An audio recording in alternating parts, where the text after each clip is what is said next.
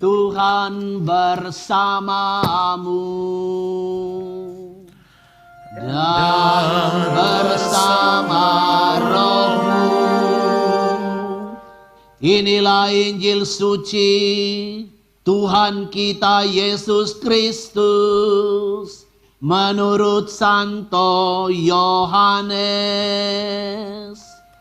Dimuliakanlah Tuhan. Saya baca sedikit pendahuluan dari Injil ini yang tidak ada di screen. Nanti setelah itu saya lanjutkan yang ada di screen. Sekali peristiwa ketika Yesus sedang berjalan lewat, dia melihat seorang yang buta sejak lahir.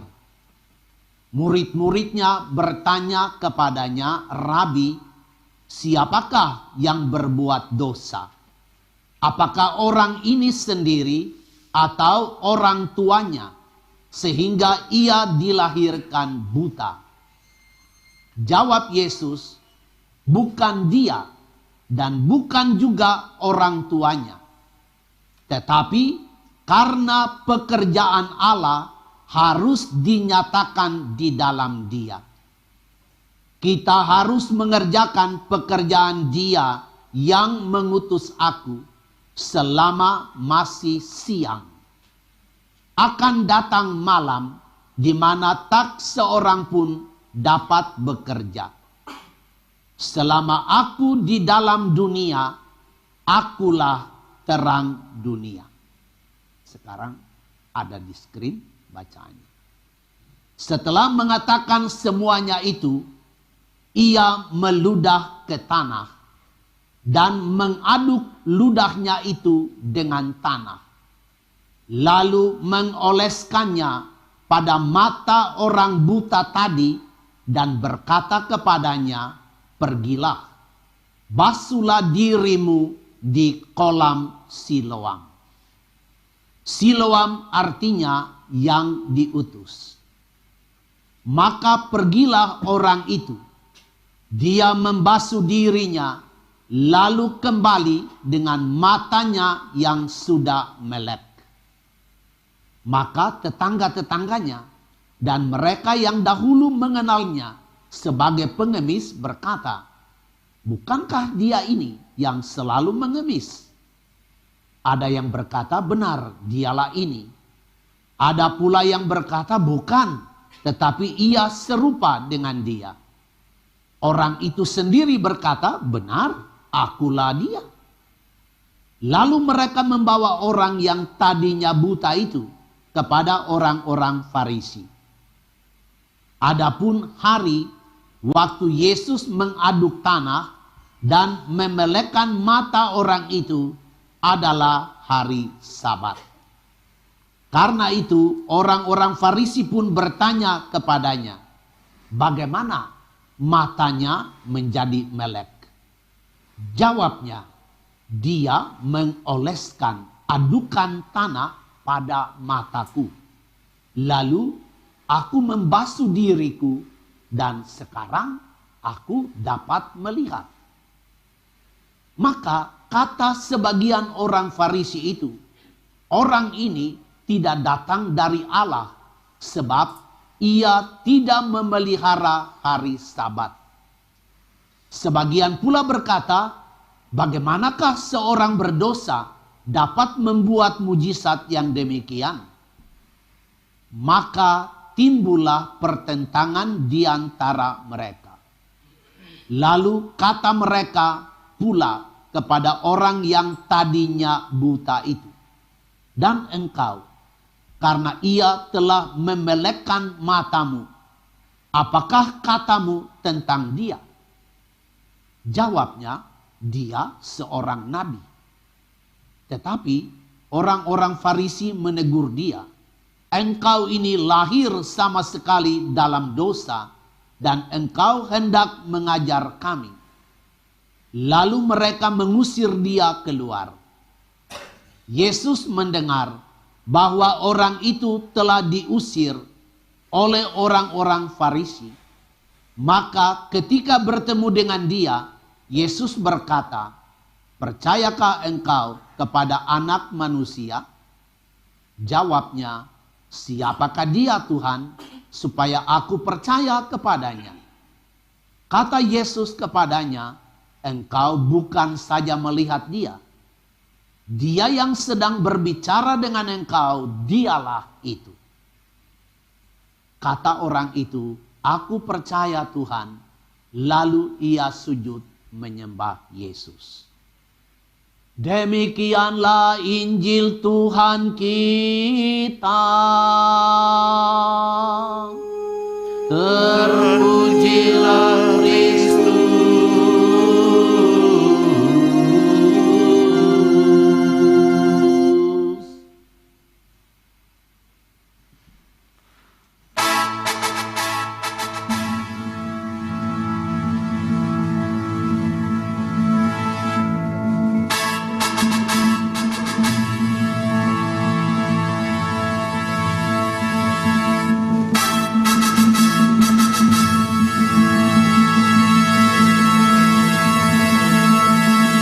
Duduk sebentar.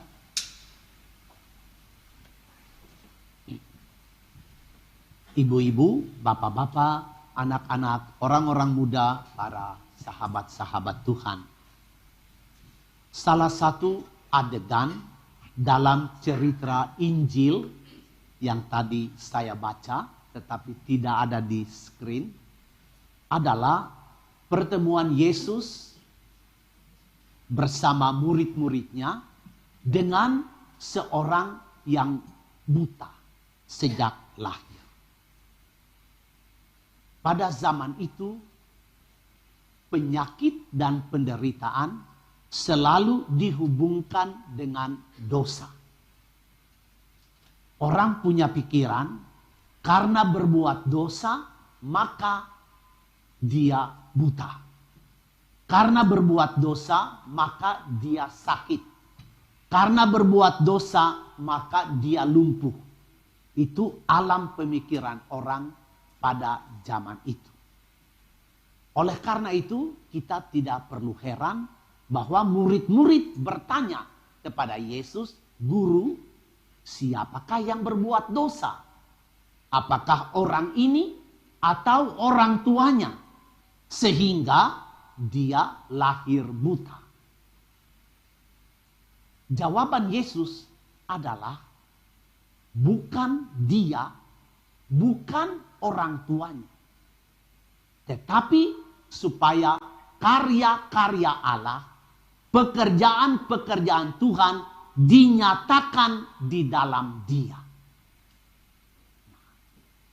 Setelah Yesus mengatakan seperti begitu, dia lalu mewahyukan dirinya sebagai terang dunia. "Selama aku masih berada di dunia, aku adalah terang dunia." Ibu bapak, saudara-saudari seiman, jadi ada peristiwa seorang buta. Pertanyaan dari murid-murid, apakah dia berdosa? Apakah orang tuanya berdosa sehingga dia buta? Yesus mengatakan tidak, bukan dia, bukan orang tuanya. Tetapi supaya pekerjaan Allah dinyatakan di dalam dirinya, lalu Yesus mewahyukan diri sebagai terang dunia. Mari kita coba mengerti urutan-urutan ini. Dan untuk mengerti ini, Yohanes mau menghantar kita semua kembali kepada kisah penciptaan. Kisah penciptaan dunia itu tertulis di dalam kitab pertama dari kitab suci kita, yaitu kitab Kejadian. Di sana dikisahkan dalam bab pertama, Allah menjadikan langit dan bumi selama 6 hari. Hari yang ke-6 adalah puncak penciptaan dunia, ketika Allah menciptakan manusia serupa, segambar, secitra dengan Allah. Ini adalah karya yang puncak, karya yang maha tinggi, karena manusia diciptakan menurut gambar Allah. Tetapi, ibu bapak, apa yang menjadi dasar penciptaan hari pertama, hari kedua, hari ketiga, dan seterusnya sampai hari keenam. Dasarnya adalah terang. Pada hari pertama Allah menciptakan terang, dan terang itu menghalau kegelapan. Ini dasar pertama. Lalu ibu bapak, atas dasar terang itulah Allah menciptakan semua pada hari kedua, semua pada hari ketiga, sampai dengan hari keenam. Hari keenam itu adalah puncak karyanya, dan pada hari ketujuh disebut di dalam kitab suci itu adalah hari Sabat. Hari Sabat adalah hari di mana Tuhan memandang semua yang Dia ciptakan, ternyata tidak ada yang cacat, tidak ada yang kurang, semuanya utuh. Apa saja yang keluar dari tangan Tuhan, dari firman-Nya, Tuhan memandang semuanya utuh, tidak bercacat, tidak bercela, dan karena itu Dia mengatakan amat baik adanya. Pada hari pertama sampai hari kelima dan sebagian hari keenam, setelah Tuhan menciptakan semuanya, Dia mengatakan baik adanya. Tetapi setelah Dia memandang semua ciptaannya, dan Dia memandang manusia yang Dia ciptakan menurut gambarnya, Tuhan mengatakan amat baik adanya. Tidak ada cacat, tidak ada celah, tidak ada noda, semuanya utuh. Itulah yang dimaksud dengan Sabat. Jadi, jikalau Tuhan Yesus mewahyukan dirinya sebagai terang dunia, dan Dia menciptakan orang buta tadi supaya dia melihat, itu artinya Tuhan menghalau kegelapan dari orang tadi yang buta. Karena buta artinya melihat kegelapan. Segala-galanya gelap. Dengan membuat dia melek, dapat melihat lagi. Yohanes mengantar kita kembali kepada kitab Kejadian, di mana hari pertama Tuhan menciptakan terang yang menghalau kegelapan di bumi ini. Orang buta melihat, artinya kegelapan dari dirinya dipisahkan, kegelapan dari dirinya disingkirkan, dan dia dibawa kembali menjadi manusia utuh.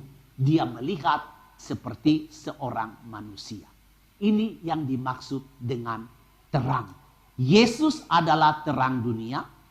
Dia menghalau kegelapan, dan sebagai contoh bahwa Dia berkuasa atas kegelapan, Dia mencelikan mata orang buta tadi. Jadi dari gelap dia melihat terang. Nah, ibu bapak, saudara-saudari seiman, saya tutup permenungan ini untuk mau mengatakan kepada kita semua bahwa karya penciptaan itu masih terus-menerus berlangsung sampai sekarang ini. Ketika kita semua mendapat panggilan dari Allah untuk mewujudkan tahun rahmat Tuhan. Artinya kita dipakai oleh Tuhan untuk meneruskan karya-karya keselamatannya. Seperti Daud dalam bacaan pertama dipakai oleh Tuhan untuk karya keselamatan Allah. Begitu pula kita yang hidup sekarang ini, Tuhan memakai kita untuk meneruskan karya penciptaannya. Dan dalam perwujudan karya keselamatan itu, kita dengan cara kita masing-masing, dari talenta, bakat, pekerjaan yang ada pada kita, kita mau mewujudkan tahun rahmat Tuhan. Artinya apa? Mewujudkan tahun rahmat Tuhan sehingga karya penciptaan itu terus berlangsung. Artinya kita dengan cara kita masing-masing dan berbeda-beda membuat segala sesuatu kembali menjadi baik. Ini maksudnya. Setiap kali Tuhan menciptakan hari pertama, kedua, dan ketiga, dia mengatakan baik adanya. Maka kita meneruskan karya penciptaan Tuhan dengan mewujudkan tahun rahmat Tuhan di tengah-tengah kita, ketika kita dengan cara kita yang berbeda-beda dan beraneka ragam membuat kembali segala sesuatu menjadi baik. Umpamanya, saya beri contoh. Tadinya saya tukang marah, sekarang saya berubah menjadi orang yang lemah lembut. Ini baik adanya. Marah itu jelek adanya. Itu jelek. Tetapi dengan berubah menjadi baik, itu artinya saya mewujudkan tahun rahmat Tuhan. Ketika saya tidak setia, berubah menjadi orang yang setia, itulah terwujud karya penciptaan Tuhan. Baik adanya. Itu kalau kita dalam diri kita. Kalau kita dalam hubungan dengan orang lain. Ketika saya melihat orang telanjang, saya beri dia pakaian. Ini artinya membuat segala sesuatu baik kembali. Ketika saya ketemu dengan orang yang haus, saya beri dia minum. Ketika saya ketemu dengan orang lapar, saya beri dia makan. Ketika saya bertemu dengan orang sakit, saya menghibur dia. Saya mengunjungi orang di penjara. Saya berbagi dengan orang-orang miskin. Saya berbagi dengan orang-orang yang sangat membutuhkan. Ini artinya kita membuat kembali segala sesuatu menjadi baik. Karena miskin, menderita, sakit, ini kurang baik. Ini artinya ciptaan Tuhan yang tidak utuh. Karena tadi Tuhan memandang semua ciptaannya dan dia mengatakan amat baik adanya. Tetapi kalau kita sakit, kita berada di dalam kategori bukan baik. Karena di dalam sakit itu kita penuh dengan penderitaan. Tetapi ketika orang sakit dikunjungi dan dia terhibur, itu artinya kita membuat dia merasa kebaikan Tuhan. Ini artinya tahun rahmat Tuhan terjadi di dalam diri orang sakit itu. Ketika kita memberi makan kepada orang lapar, tahun rahmat Tuhan terjadi kepada orang yang lapar itu. Dia kenyang. Orang yang haus, dia puas dengan dahaganya. Orang yang telanjang, dia dapat pakaian. Ini adalah cara kita masing-masing membuat segala sesuatu menjadi baik kembali. Mari kita mohon Roh Kudus menggerakkan kita semua. Kita semua diberi talenta oleh Tuhan. Diberi bakat oleh Tuhan. Diberi waktu yang sama oleh Tuhan. Diberi kesempatan yang sama oleh Tuhan. Mari kita mohon Roh Kudus menggerakkan kita semua. Supaya kita memakai segala yang ada pada kita itu. Untuk dengan bantuan rahmat Allah. Coba berusaha membuat segala sesuatu menjadi baik kembali. Dan dengan demikian kita juga akan mewujudkan hari Sabat di dunia ini. Ketika Tuhan memandang semua karya-karya kita yang telah memulihkan segala sesuatu menjadi baik kembali. Dan Tuhan mengatakan amat baik adanya. Amin.